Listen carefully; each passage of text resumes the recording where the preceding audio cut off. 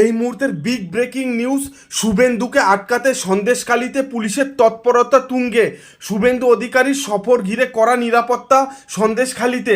বৃহস্পতিবার সকাল থেকেই গোটা এলাকায় রয়েছে টানটান উত্তেজনা।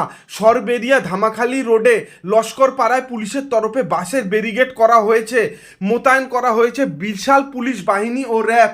যে কোনো ধরনের অশান্তি এড়াতে তৎপর পুলিশ এদিন সন্দেশখালিতে গিয়ে নির্যাতিতা মহিলাদের সঙ্গে কথা বলবেন বলে আগেই জানিয়েছিলেন শুভেন্দু অধিকারী। আহত দলীয় কর্মীদের আর্থিক ও চিকিৎসা সংক্রান্ত সাহায্য করবেন বলেও জানান তিনি। তবে সন্দেশখালিতে তাকে ঢুকতে দিতে নারাজ পুলিশ প্রশাসন। যদিও শুভেন্দুর হুঁশিয়ারি, যে কোনো মূল্যে সন্দেশখালিতে পৌঁছবেন তিনি। এদিকে এদিন সকালে দিল্লি থেকে কলকাতা বিমানবন্দরে নেমে বাসন্তী হাইওয়ে ধরে সরাসরি সন্দেশখালির ধামাখালিতে পৌঁছল জাতীয় মহিলা কমিশনের একটি প্রতিনিধি দল।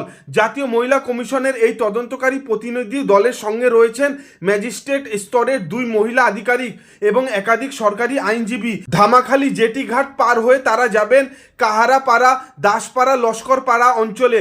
এই এলাকাগুলিতেই মহিলারা গণ নির্যাতিতা হয়েছেন বলে অভিযোগ। তাদের বয়ান রেকর্ড করবেন জাতীয় মহিলা কমিশনের এই তদন্তকারী দল।